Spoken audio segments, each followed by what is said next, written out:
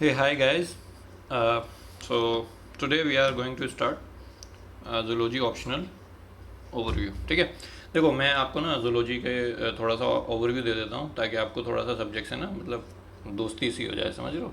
कोई भी सब्जेक्ट पढ़ने से पहले ना आपको सब्जेक्ट का ये पता होना चाहिए कि हमको पढ़ना क्या है। ठीक है, तो बेसिकली मैं आपको ये बताने जा रहा हूँ कि हमें पढ़ना क्या है। हम ना सिलेबस को एक बार गो थ्रू कर रहे हैं, ठीक है, ताकि हमको आइडिया हो जाए कि हम आगे क्या क्या पढ़ने वाले हैं। तो मेरा मेन मोटिव आज की वीडियो में यही है कि आप लोगों को थोड़ा सा ओवरव्यू दे दूं कि सिलेबस में क्या क्या है। फिर उसके हिसाब से हम क्या करेंगे, क्वेश्चंस देखेंगे। क्वेश्चंस के हिसाब से हम फिर देख लेंगे कि कितना पढ़ना है कितना नहीं पढ़ना है, क्योंकि जूलॉजी इज़ लाइक समुद्र है, कितना तुम पढ़ते जाओ तो पता ही नहीं चलेगा। तो बस मेरा मोटिव ये है कि सिलेबस और क्वेश्चंस को साथ में रख के हम पढ़ेंगे ताकि सिलेबस भी कवर हो जाए, कोई क्वेश्चन भी ना छूटे और हम अच्छा स्कोर भी कर जाएं। ठीक है, तो मेरा आज का मोटिव यही है। तो चलिए शुरू करते हैं। ओके, तो मैं ले आया हूँ आप लोगों को पेपर 1 के सिलेबस के ऊपर। देखो दो दो पेपर है हमारा, पेपर 1 और पेपर 2। तो पेपर 1 में आपका वही कोडेड नॉन कोडेड और आपका जो जितना भी ये वाला पार्ट है इसमें आ जाएगा। उसके बाद आपका पेपर 2 में बेसिकली सेल से related, cell cycle, cell biology, basically genetics आ जाएगा, इवोल्यूशन आ जाएगा। तो ये सब हमारा पेपर 2 में जाएगा। तो फटाफट से सिलेबस देख लेते हैं। मेरा मोटिव ज़्यादा वीडियो लंबी करने का नहीं है, बस आपको सिलेबस थोड़ा सा बताना है। ठीक है, तो बेसिकली हम क्या क्या पढ़ने वाले हैं मैं ये बताने जा रहा हूँ। तो ठीक है, तो सबसे पहले हम कोडेड नॉन कोडेड पढ़ेंगे। तो कोडेड नॉन कोडेड में आपको पता ही है, अगर आपने 11th क्लास की बायोलॉजी पढ़ी हुई है, 11th और 12th क्लास की बायोलॉजी, देखो मैं बार बार उनका रेफरेंस देता रहूँगा क्योंकि मेरे हिसाब से अगर कोई नॉन जूलॉजी बैकग्राउंड का है तो अगर उसको बेसिक्स क्लियर करने हैं तो उससे अच्छी किताब कोई नहीं है। एनसीईआरटी पढ़ो, बेसिक्स उसमें सब चीज़ अच्छे से दिया है। तो बार बार मैं बोलता रहूँगा कि आप लोगों को पता है, अगर नहीं भी पता तो कोई बात नहीं, हम बेसिकली शुरू से शुरू करेंगे। ठीक है, ऐसा नहीं है कि मैं आपको भी बोलूँगा बेसिक्स वहाँ से पढ़ लो और डिटेल में आप लोग यहाँ पे पढ़ लेना, तो ऐसा कुछ नहीं होने वाला। ठीक है, तो उससे आप बेफिक्र रहो। बेसिकली बस हम पूरे अच्छे से सारा करेंगे। ठीक है, तो बेसिकली हम इसमें क्या है, क्लासिफिकेशन देखेंगे सबसे पहले, तो क्लासीफाई करेंगे। तो अगर आपने 11th की एनसीईआरटी पढ़ी है तो उसमें देखा होगा क्लासीफाई किया हुआ है सिलोमेट एसिलोमेट के बेस पे, फिर उसके बाद सिमेट्री के बेस पे किया हुआ है कि रेडिएटा है क्या, आपका बाइलेटरा है, तो ये सब आपका उसमें सिलेबस। ठीक है, उसके बाद आपका प्रोटोजोआ आ जाएगा। तो प्रोटोजोआ में वही है, प्रोटोजोआ के जितने भी ऑर्गेनिज्म है, जैसे प्लाज्मोडियम दिया हुआ 12th की एनसीईआरटी में, उसकी लाइफ साइकिल वगैरह, बाकी ये 3 नहीं दिए हैं। तो हमें तो 4 ही पढ़ने हैं, बस मैं आपको बता रहा हूँ कि ये सब चीज़ें हैं ऑलरेडी 11th 12th की एनसीईआरटी में। उसके बाद आपका पोरीफेरन है, पोरीफेरन हम देखेंगे पोरीफेरन सही से। नाइडीरिया में जितने भी ऑर्गेनिज्म आते हैं, तो ये क्लासिफिकेशन बायोलॉजी की एनसीईआरटी में ही दी हुई है, कोई प्रॉब्लम नहीं है उसमें। फिर प्लेटी हेलमेंथिस, चपटा कीड़ा जिसको बोलते हैं, प्लेटी मतलब फ्लैट। ठीक है, उसके बाद आपका एस्केलमेंथिस या निमेटे हेलमेंथिस, ये आपका राउंड वॉर्म हो गया। फिर उसके बाद आपका एनेलिडा। ठीक है, तो ये आपके एनेलिडा के बाद आपका आ जाएगा आर्थ्रोपोडा, और आर्थ्रोपोडा के बाद आपका आ जाएगा मोलस्कन्स। ठीक है, तो ये आपका हो गया यहाँ पे ये। ठीक है, उसके बाद आपका इकाइनोडर्मेटा। ठीक है, इकाइनोडर्मेटा आ जाएगा। इकाइनोडर्मेटा के बाद आपका प्रोटोकोर्डेट आ जाएगा। फिर उसके बाद फिशेज आ जाएंगी। ठीक है, तो उसमें रेस्पिरेशन, लोकोमोशन, माइग्रेशन कैसे, इस पर बहुत कॉमनली क्वेश्चन आए हुए हैं यूपीएससी में। फिर एम्फीबियंस आ गए आपका, उसके बाद रेप्टीलिया आ गया, उसके बाद एव्स आ गया, और उसके बाद मेमेलिया आ गया। ठीक है, तो ये जैसे एनसीईआरटी में दिया हुआ सीक्वेंस में, वैसे ही यहाँ पर भी दिया हुआ है। ठीक है, तो उसमें हम करेंगे इसको। ठीक है, उसके बाद आपका ये नेक्स्ट पार्ट आता है कंपैरेटिव फंक्शनल एनाटॉमी। ठीक है, तो कंपैरेटिव फंक्शनल एनाटॉमी का क्या मतलब होता है, मतलब अलग अलग ऑर्गेनिज्म होंगे, अलग अलग फाइला होगी। जैसे मान लो आपका रेप्टीलिया है। ठीक है, एक मिनट, रेप्टीलिया है। ठीक है, तो रेप्टीलिया को हम क्या करेंगे, इसको हम कंपेयर करेंगे मेमेलिया से।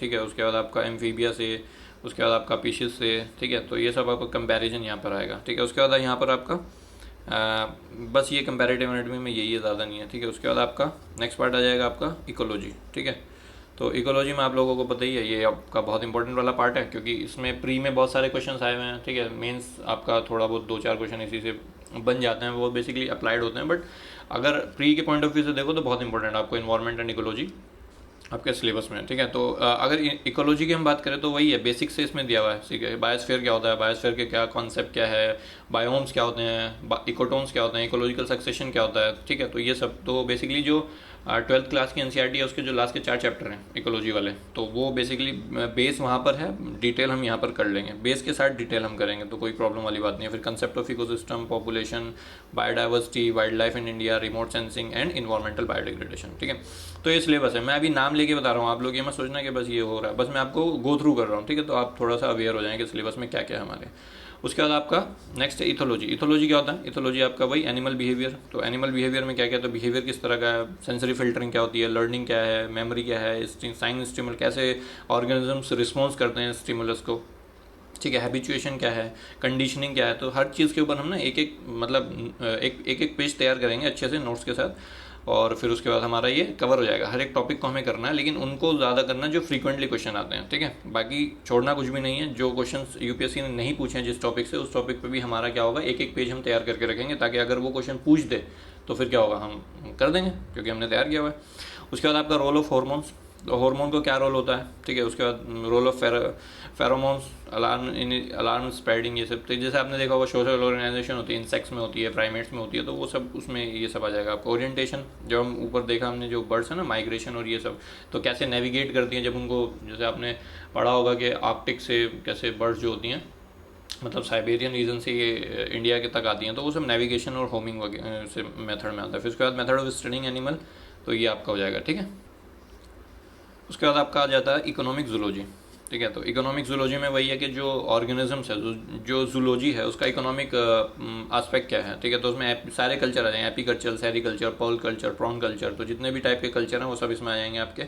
उसके बाद कुछ डिजीज़ होती हैं जो आपका लाइफ स्टॉक को होती हैं, जो कैटल और लाइफ स्टॉक से रिलेटेड जो डिजीज़ हैं, जैसे उसमें कुछ पैथोजेंस और हेलमेंथिक डिजीज़ होती हैं, कुछ वेक्टर्स होते हैं जो डिजीज़ ट्रांसमिट करते हैं, जैसे टिक्स, माइट्स, है ना। इन सब के बारे में थोड़ा थोड़ा पढ़ना पड़ेगा, क्योंकि सिलेबस में है तो पढ़ना पड़ेगा, और क्वेश्चंस आए हुए हैं तो क्वेश्चंस के हिसाब से ही पढ़ेंगे, ठीक है। उसके बाद आपका कुछ डिजीज़ होती है जो कम्युनिकेबल होती हैं, जैसे मलेरिया, फिलेरियासिस, टीबी हो गया, कोलरा हो गया, एड्स हो गया। तो ये सब उनके वेक्टर्स क्या क्या हैं, इनके पैथोजेंस क्या हैं, कैसे ये प्रिवेंट कैसे किया जा सकता है, तो वो सब इसमें आ जाएगा। उसके बाद आपका अगला देखो, पेस्ट ऑफ शुगर केन, ठीक है। तो ये पायरेला के ऊपर क्वेश्चन पूछ चुके हैं, और उसके बाद आपके राइस के ऊपर भी क्वेश्चन पूछ चुका है यूपीएससी।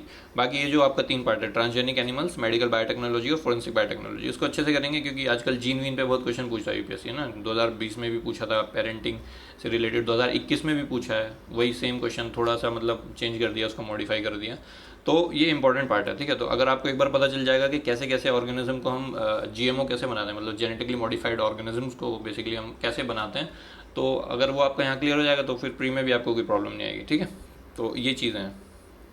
उसके बाद आपका नेक्स्ट है बायोस्टैटिस्टिक्स, ठीक है। तो बायोस्टैटिस्टिक्स में थोड़ा सा मैथमेटिकल हो जाएगा, बट हम मैथमेटिकल नहीं पढ़ेंगे क्योंकि हमारा सब्जेक्ट जूलॉजी है, तो हम मैथमेटिक्स वाला पार्ट छोड़ देंगे। जो हमारा जूलॉजी के पर्सपेक्टिव से इंपॉर्टेंट है, सिर्फ हम वही पढ़ेंगे। तो इसमें जैसे नल हाइपोथेसिस से पूछ चुका है यूपीएससी, एफ टेस्ट पूछ चुका है, ठीक है। तो ये सेंट्रल मेजर ऑफ टेंडेंसी पूछ चुका है, काई स्क्वायर, ये सब इंपॉर्टेंट है, ये सब, ठीक है। तो ये हम करेंगे, उसमें कोई इशू नहीं है। फिर उसके बाद आपका इंस्ट्रूमेंटेशन मेथड। तो इंस्ट्रूमेंटेशन में पता ही है कि क्या कुछ मेथड्स होते हैं, जो जैसे कुछ अब जैसे पीसीआर है, तो पीसीआर होता है, इलेक्ट्रोफोरेसिस होता है, डीएनए का आपको एम्प्लीफिकेशन करना, तो आप पीसीआर करोगे। ऐसी फिश टेक्निक होती है, क्रोमोसोमल पेंटिंग होती है, ये सब हम करेंगे उसमें, जब डिटेल में हम एक एक टॉपिक को जब पढ़ेंगे।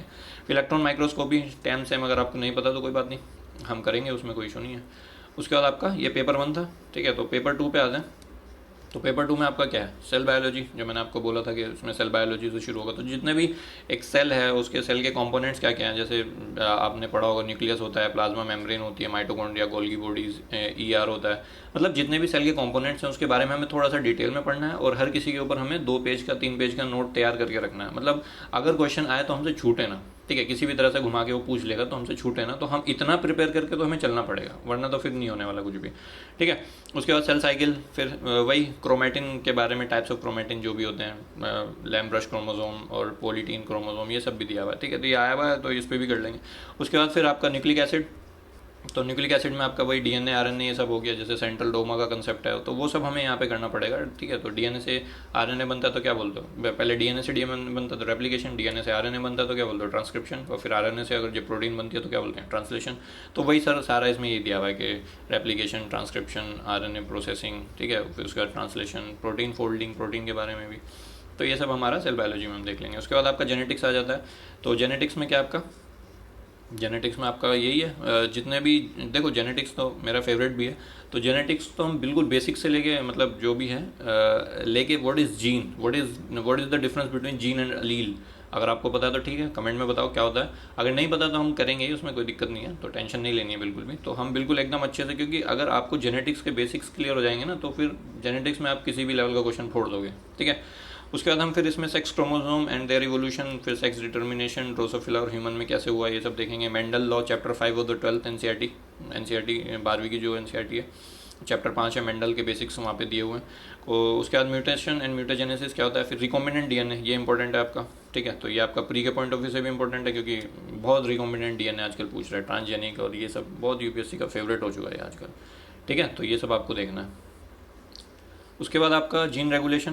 तो जीन रेगुलेशन अगर आपको पता है तो कोई बात है, अच्छी बात है, नहीं है पता तो कोई बात नहीं। जैसे इश्यूरिशिया कोलाई में जो होता है ना, प्रोमोटर, रेगुलेटर, ये सब जो जीन विन के काम होते हैं वो सब जीन रेगुलेशन में आ जाएगा आपका। सिग्नलिंग मॉलिक्यूल, जब सेल की डेथ होती है या कुछ इन्फेक्शन होता है तो वो कुछ सिग्नलिंग पाथवे होते हैं जिसके थ्रू सेल जो होती है ना दूसरी सेल को अवेयर करती है, तो वो सब इसमें आ जाएगा। उसके बाद आपका RFLP, RAPD, AFLP, तो ये सब DNA फिंगरप्रिंटिंग के पार्ट हैं, किस किस तरह से मतलब यूज़ होते हैं। तो इसमें कुछ बेसिक से छोटे छोटे डिफरेंस है। RFLP क्या होगा, फिर RAPD क्या हो जाएगा, तो ये सब हम देखेंगे, ठीक है। फिर human genome project, genomics and proteomics, तो ये भी आ जाएगा, ठीक है। उसके बाद आपका आता है इवोल्यूशन। तो इवोल्यूशन की अगर हम बात करें तो theories of origin of life, मतलब लाइफ का ओरिजिन कैसे हुआ, एक तो इसके ऊपर थियरीज हैं कुछ हमारी, और दूसरी थियरीज है हमारी थ्योरी ऑफ इवोल्यूशन, इवोल्यूशन कैसे हुआ उसके ऊपर कुछ थियरीज हैं। तो ये दोनों थियरीज हमें अच्छे से करनी है, इस पर UPSC पूछ चुका है।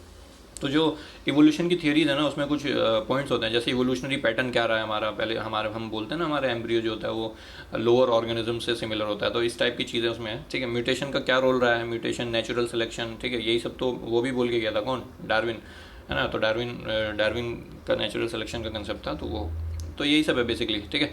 और आइसोलेशन का क्या रोल रहता है, स्पेसिएशन का क्या रोल हो जाता है ऑर्गेनिज्म में, ठीक है। तो इवोल्यूशन में क्या रोल प्ले करता है, तो ये सब है। उसके बाद आपका हॉर्स का इवोल्यूशन कैसे हुआ, एलिफेंट का इवोल्यूशन कैसे हुआ, ह्यूमन का इवोल्यूशन कैसे हुआ, उनके फॉसिल डेटा के साथ आपको बताना है, ठीक है। तो ये भी हम करेंगे, ज़्यादा कुछ नहीं है, थोड़ा सा रटने वाला पार्ट है, तो ये आपने अगर पढ़ा भी होगा तो कोई नहीं। हाइडेनबर्ग थोड़ा सा कंसेप्चुअल है, समझ के करना है, ठीक है, पूछा हुआ UPSC ने। फिर continental drift and distribution of animal, ठीक है। तो एक कॉन्टिनेंट से दूसरे कॉन्टिनेंट पे कैसे ऑर्गेनिज्म का कॉन्टिनेंटल ड्रिफ्ट रहा है, कैसे डिस्ट्रीब्यूशन रहा है ना, तो वो सब हमारे इसमें आ जाएगा। उसके बाद आपका आता है सिस्टमेटिक्स। सिस्टमेटिक्स में ज़्यादा कुछ नहीं है, वही नोमेनक्लेचर, कैसे नेमिंग करनी है ऑर्गेनिज्म की, तो जूलॉजिकल नोमेनक्लेचर आ गया, इंटरनेशनल कोड आए, ठीक है। जैसे IUPAC आपने नाम सुना होगा ना, international union for pure applied chemistry, तो वैसे ही बायोलॉजी का भी है। तो फिर उसके बाद आपका मोलिकुलर टैक्सोनॉमी एंड बायोडाइवर्सिटी, ठीक है, तो ये हो जाएगा आपका। नेक्स्ट आपका बायोडाइवर्सिटी आ जाएगा, बायोकेमिस्ट्री। बायोकेमिस्ट्री की अगर हम बात करें तो बायोकेमिस्ट्री क्या है, जितने भी बॉडी के अंदर जितने भी मॉलिक्यूल्स हैं उनके बारे में पढ़ना है। तो क्या क्या मॉलिक्यूल है आपकी बॉडी में, कार्ब्स हैं, फैटी एसिड्स है, कोलेस्ट्रॉल है, प्रोटीन है, अमाइनो एसिड्स है, न्यूक्लिक एसिड हम पीछे देख चुके हैं, RNA DNA ये सब, ठीक है। उसके अलावा फिर ये चैप्टर 13 में दिया हुआ glycolysis and Krebs cycle, chapter 13, कौन सा चैप्टर 13, मैं NCERT बोल रहा हूँ, ठीक है। तो बाकी आप लोगों को पता ही होगा, बहुत सारी वीडियोज़ हैं आप तो कि कौन से बुक्स हैं, किससे करना है। तो ये बेसिकली मैं आपको ना मिक्सअप, जहाँ से अच्छा कंटेंट अवेलेबल, चाहे वो नेट से हो, क्योंकि एक सोर्स अवेलेबल नहीं है, कोई आप एक किताब लेके बैठ जाओ उससे सब कुछ मिल जाए तो ये पॉसिबल नहीं है। बट अगर आप बोलोगे तो मैं सोर्सेज के लिए भी एक अलग से वीडियो बना दूंगा। बट मेन इंपॉर्टेंट ये है कि मैंने बहुत अच्छे से चीज़ों को कंपाइल करके आप लोगों को देना है, ताकि आप लोग ज़्यादा टाइम वेस्ट ना करें और सिर्फ चीज़ों को समझें और फिर उनको अपने आंसर फॉर्मेट में लाने की कोशिश करें, ठीक है। उसके बाद आपका ये glycolysis, Krebs cycle, oxidation, phosphorylation, ये सब दिया हुआ है उसमें अच्छे से, ठीक है। साइक्लिक AMP, तो ये सब हम करेंगे। फिर हार्मोन क्लासिफिकेशन, कैसे स्टेरॉइड पेप्टाइड हार्मोन 2 तरह के होते हैं, कैसे उनका सिंथेसिस होता है, क्या उनके फंक्शंस होते हैं, ये सब हो गया। एंजाइम्स, क्या टाइप्स के एंजाइम्स होते हैं, कैसे उनके मैकेनिज्म ऑफ एक्शन क्या होता है, वह लोकेंट की हाइपोथेसिस अगर केमिस्ट्री में पढ़ा है तो दिया हुआ है केमिस्ट्री में, कोई बात नहीं, नहीं भी पढ़ा है तो हम पढ़ेंगे, टेंशन नहीं लेना बिल्कुल भी, ठीक है। उसके बाद वाइटामिन में कोएंजाइम्स का रोल क्या होता है वो सब देखना है, और इम्यूनिटी और इम्यूनोग्लोबुलिन, ठीक है। तो ये कैसे हेल्प करते हैं फाइटिंग अगेंस्ट द पैथोजेंस। उसके बाद आपका आ जाता है फिजियोलॉजी। तो फिजियोलॉजी की अगर हम बात करें तो फिजियोलॉजी आपका देखो इसने क्या दिया, with special reference to mammals, ठीक है। तो मैमल्स मतलब अपन लोग हमें अपना देखना है, ठीक है, मतलब अपने आप को समझ के पढ़ना है, हमारे ब्लड के कॉन्स्टिट्यूएंट्स क्या क्या है, ब्लड ग्रुप के बारे में, RH फैक्टर क्या क्या है, हीमोग्लोबिन की composition, types, roles, transport in oxygen, ठीक है। ये डाइजेस्टिव सिस्टम आ जाएगा आपका, ठीक है। तो डाइजेशन एंड एब्जॉर्प्शन आ जाएगा। एक्सक्रीटरी सिस्टम आ जाएगा, कैसे कैसे एक्सक्रीशन होता है, उसमें रेगुलेशन क्या होता है, एक्सक्रीटरी प्रोडक्ट क्या क्या होते हैं वो सब देख लेंगे। मस्कुलेटरी सिस्टम आ जाएगा, किस किस टाइप का मसल्स होती हैं, क्या उनके मैकेनिज्म ऑफ एक्शन होता है। फिर न्यूरॉन्स पे आ जाएंगे, नर्व इम्पल्स पे आ जाएंगे कि कंट्रोल एंड कोऑर्डिनेशन बेसिकली यहाँ पे काम करता है। कंट्रोल एंड कोऑर्डिनेशन में क्या है, हार्मोनल भी है और न्यूरल भी है, तो दोनों तरह से काम होगा इसमें। फिर विजन, हियरिंग एंड ऑल्फैक्शन, तो ये 3 चीज़ें जो हमारी होती हैं इसमें हम देख लेंगे। उसके बाद फिजियोलॉजी ऑफ रिप्रोडक्शन, तो ये आपका रिप्रोडक्टिव सिस्टम आ गया, ये चैप्टर 3 में दिया हुआ है, ट्वेल्थ क्लास की बेसिक्स अगर आपको देखना है हम करेंगे यहाँ पे। आपको पढ़ना मन हो तो पढ़ लेना, नहीं पढ़ना तो यहीं पे हम करेंगे, कोई दिक्कत नहीं है, ठीक है। उसके बाद आपका लास्ट आ जाता है डेवलपमेंटल बायोलॉजी। तो डेवलपमेंटल बायोलॉजी में वही है, तो डेवलपमेंट की बात कर रहा तो मतलब हर चीज़ का डेवलपमेंट, जैसे स्पर्म कैसे बनता है, ओवा कैसे बनता है, फिर उनका फर्टिलाइजेशन कैसे होता है, फिर मॉर्फोजेंस का क्या इफेक्ट आता है, अगर कोई एनोमली हो जाए तो क्या हो जाता है, ठीक है। तो ये सब इसमें आ जाएगा, इसमें ज़्यादा परेशान होने की ज़रूरत नहीं है, ठीक है। उसके बाद आपका लास्ट आ जाएगा, मैं थोड़ा बड़ा कर देता हूँ, ठीक है।